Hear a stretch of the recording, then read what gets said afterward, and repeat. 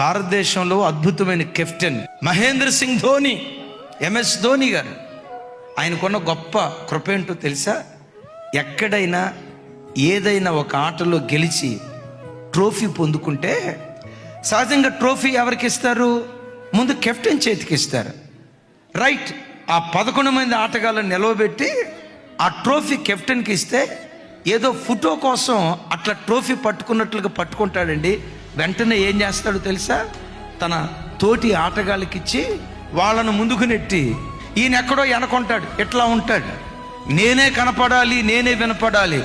ఇది right leadership కాదు. ఒక మంచి సేవకుడు తాను కనపడుతూ తన నీడలో ఇలా అనేక మంది సేవకులను ప్రజలకు పరిచయం చేసేవాడిగా ఉండాలి.